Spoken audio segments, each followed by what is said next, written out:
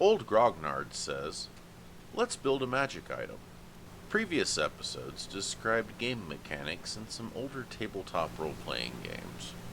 The idea behind this was to explain game mechanics a la carte to people that may not have had any experience with them. This is so that they, and perhaps you, the listener, might get ideas for house rules, magic items, or things for your personal game setting.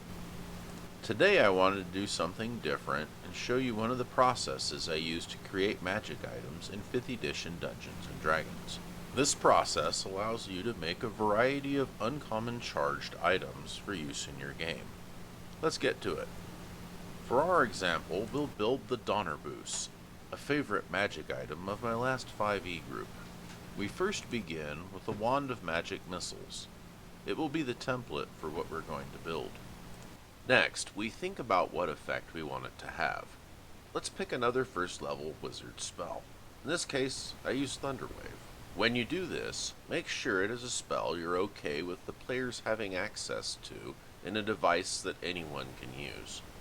You might have reservations about your players having a device that casts Find Familiar. Other spells, like Burning Hands or Charm Person, however, could be a lot of fun. In the end, it's up to you. Making stuff for your game is part of the fun of being a DM.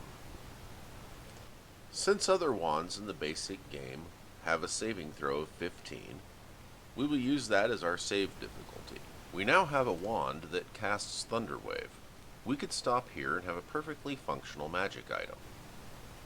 The world in which the characters were adventuring was a steampunk, clockpunk fantasy world with access to spelljamming.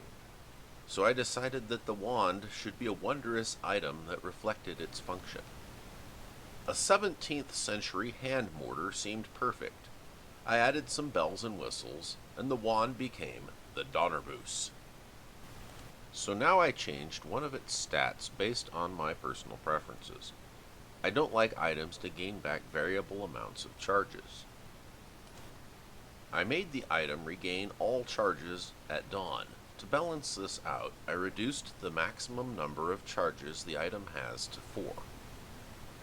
Now the part where the wand, or Donnerbus in this case, turns into ash if you use the last charge and roll a 1 on a d20, doesn't feel Donnerbus enough.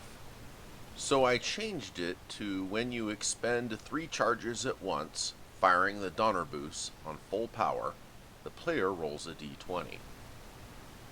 On a roll of 1, the thunder wave also affects everyone within 10 feet of the Donnerbus as it explodes. This destroys the Donnerbus. Now you know one of the processes I use to create magic items in my 5e game.